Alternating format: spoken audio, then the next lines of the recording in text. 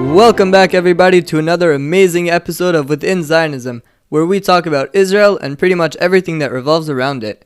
This week, we'll be continuing last week's episode, so if you haven't heard that one, I suggest you go check that out now. We're going to be talking about the history of Gaza, so stay tuned. Yeah, this is going to be a very interesting episode. As you can all tell, I am here. Last week I had a bit of technical difficulties, but I am back, and let's get into it. Welcome back, Moshe. It's good to have you. Good to be back. The history of Gaza starts with the disengagement from Gaza. The Israeli disengagement from Gaza was the dismantling of the 21 settlements and the evacuation of the settlers and Israeli army from inside the Gaza Strip. Yeah, I think I may have been alive for that. I think I was alive for that. It wasn't that long ago. Yeah, this was in 2003. Yeah, no, but the actual thing I think happened in 2005. But if I remember right, it was a crazy thing, and we've heard many stories about it from people who were there. There were lines all the way across the highway of people just holding hands, standing together. Remember when you were allowed to hold hands with people? It was just a crazy thing that everyone from the right wing was completely against it. It was soldier versus soldier, and for those of you who know, soldiers are just Israelis that happen to be in the army. So you're just fighting with your brothers. It was craziness that happened, and no one really knew what to do with it. Yeah, also I have to mention, you said, oh yeah, it was in 2005. You were alive for that too. Yeah, that's true. So the whole thing, it started in 2003. It was proposed by the Prime Minister of Israel, Ariel Sharon. It adopted by the government in June of 2004 and was approved by the Knesset in February of 2005, and it was put into effect in August of 2005 and completed in September 2005. Yeah. So the settlers who refused to leave by August 15th, which was their final deadline for when you're allowed to leave, were evicted by Israeli security forces over a period of a few days, and then they were slowly kicked out by the Israeli soldiers and police. The whole process of the residential evacuation was completed by September 12th in 2005. 8,000 Jewish settlers from the 21 settlements in the Gaza Strip were relocated. They received an average of more than $200,000 in compensation. Despite the disengagement, the UN International Human Rights Organization and many other legal scholars regard the Gaza Strip to still be under military occupation by Israel. I don't really know how to reply to that because the only time we go into Gaza is when they've been bombing us and we have to do something. It's not really under Israel control at all. It's, as we said in the last episode, under their own control, under Hamas. Right, so Gaza is technically under the Palestinian authorities, but it's actually really cool to see that the UN and legal scholars, from wherever they're from, they recognize Gaza as part of Israel and still under the Israeli military. Right. Which it's not, but it's cool that it's recognized that way. Well, if we look at our notes, the next paragraph says, Israel has continued to maintain direct external control over Gaza and indirect control over life within Gaza, which I understand what we're saying here, that we're control over the air and the marine time. Not military, yeah, though. We're controlling just the things around it. So like the how far they're allowed to go fishing, what goes in, what goes out. Right, so for example, these days, right, like just this week, they're sending all the, let's call them fire balloons, make it sound a little more friendly. Yeah. They're sending the fire balloons into Israel, so the Israeli army says, if you're continuing this, we're going to limit your resources. We're going to limit how far you can go into the ocean. A big part of it is the fishing zones. That's what they always restrict, Yeah. So the Israeli army says, you're sending fire and you're attacking us, you're not allowed to go fishing. As kind of funny as that sounds, we're restricting how far they can go. We're putting restrictions on them. And that's, like a consequence to what they're doing. So yeah, like you said, Israel has continued to maintain direct external control over Gaza. And indirect control over the life in Gaza. As we said, we control the land crossings, the air that goes in, the We have a no-go buffer zone within the territory. We control the Palestinian population registry. In some ways, Gaza is very dependent on Israel for its water, electricity, telecommunications. Not in some ways, in all ways. Israel has full control over the water, electricity, telecommunications, and other utilities. Right, but we don't actually really intervene with life in Gaza. And like we don't usually go in. It's all external forces of what we're doing. To actually go into Gaza, we hardly ever do it. Right, but all the utilities, water, electricity, things like that, Israel has full control over. Yes, that we are. Right. So now this episode, that was a brief of, what we wrote up and prepared, but this episode is supposed to be history of Gaza, right? So let's go back to the beginning and just talk a little bit about that. Where did this all start?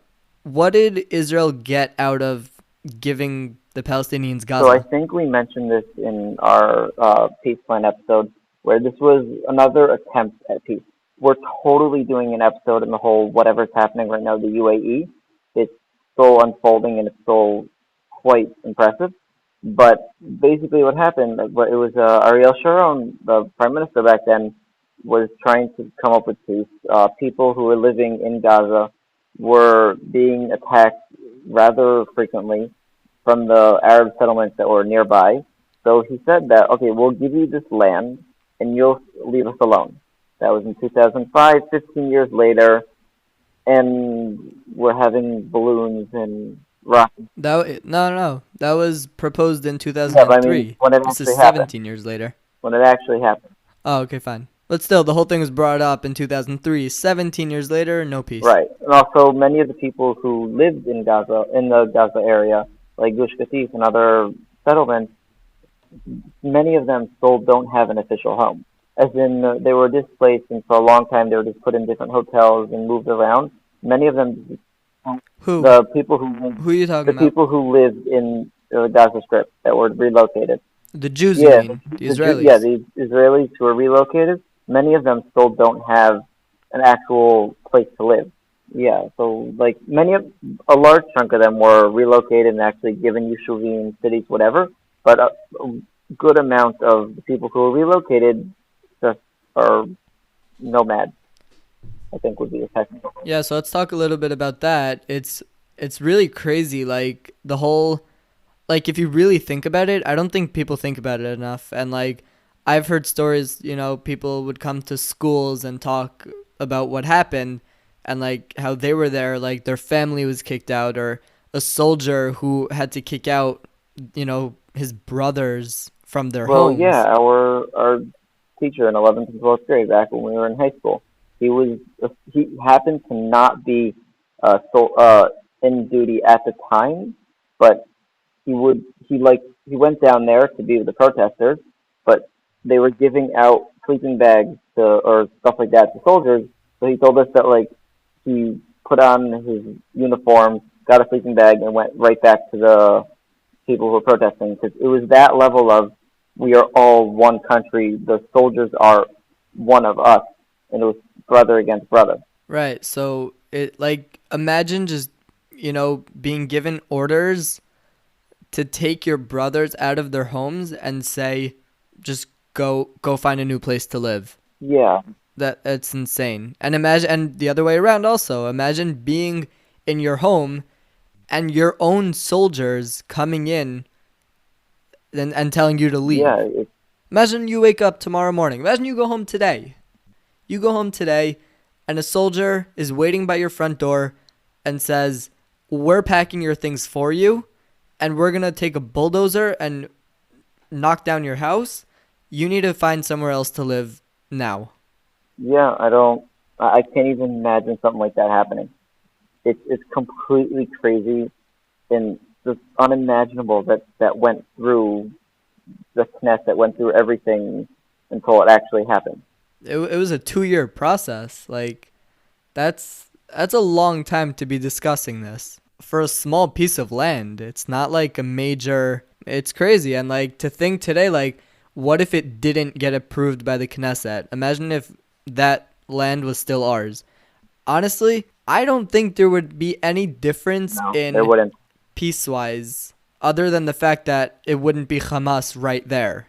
No, I think it would. You No, know, I don't like think it would have been any it's different. not like there's any more There peace wouldn't have been any different. It just means instead of Hamas having the entire Gaza Strip, they would just have settlements here and there. or none at all. No, I don't think we'd kick them out the entire way. But even if we did, the Hamas was still there. No, but I don't think it would be under. There wouldn't be any territory over there with Palestinian authorities the way they do with You're Hamas. right. That would be much more restricted if we didn't give them the whole land completely and give it under their You're authority. right. That would have. I don't know. Look, we can't like decide what happened in the past. We just have to work forward and stay tuned for the episode about the UAE and the whole deal that's going on there. Yeah, oh my god, I have a lot to say about that. I'm not even trying to like make a teaser here. I have a mouthful on that. Yeah, it's we'll get to that. Let's stick to the topic at hand. So yeah, and then we mentioned that there were people, the Israelis there, who did not leave their homes on time and had to be physically removed by the IDF. Now, they got orders to leave by August 15th. I don't know exactly when it was put into effect in August. I don't know the exact date that they officially got the orders to leave, but however much time it was, like imagine getting orders to leave and not leaving. How strong those people must have been and stubborn, honestly. Yeah. Like that's crazy. Like would you leave? I don't know. I don't think I would. If because remember that they were being attacked by Palestinians and whatever at like before they were relocated, before Hamas took over the entire thing. So you're anyway like you're a settler, you're your own type of like stubborn, hardcore Israeli.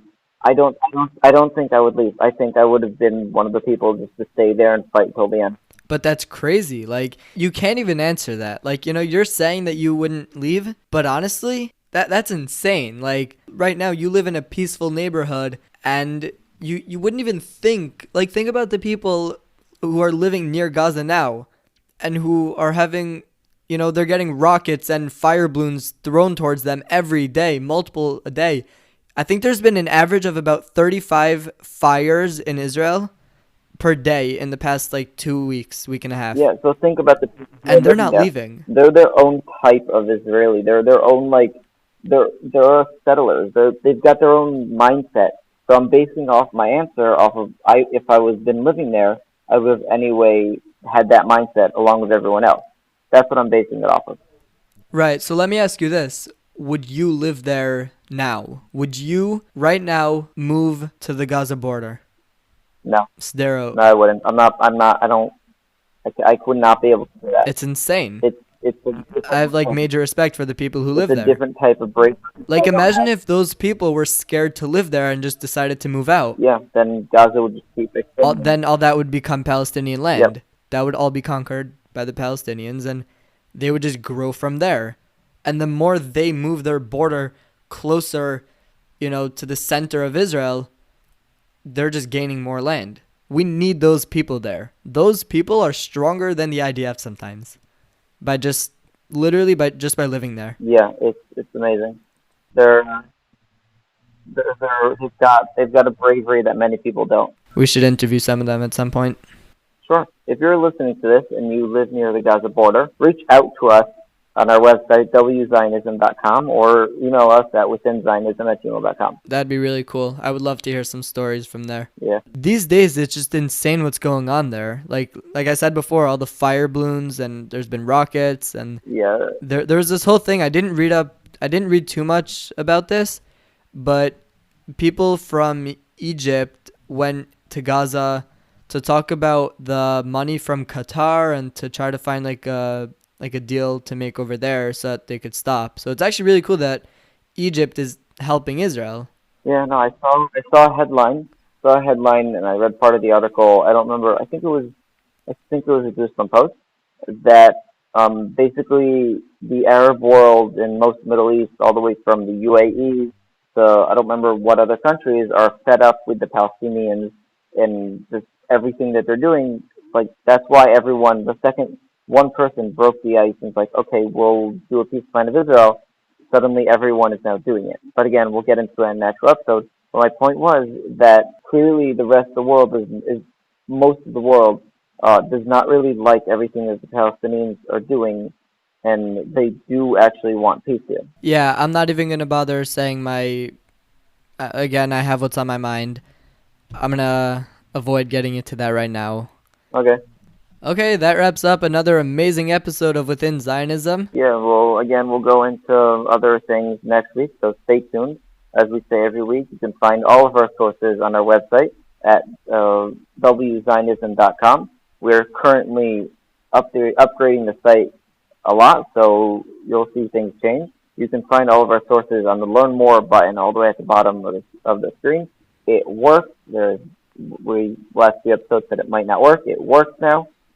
You can find us anywhere you listen to podcasts and on our website. So Spotify, Apple Podcasts, Google Podcasts, and our website, W Zionism. Please subscribe to us wherever you listen to podcasts. Leave a comment or review. Also, please share. Let's get to as many people as we can. As we say every week, don't forget to follow us on Instagram, Facebook, Twitter. And if you're a sponsor, please contact us using our website. We'll see you guys next week. And stay safe and have a great day.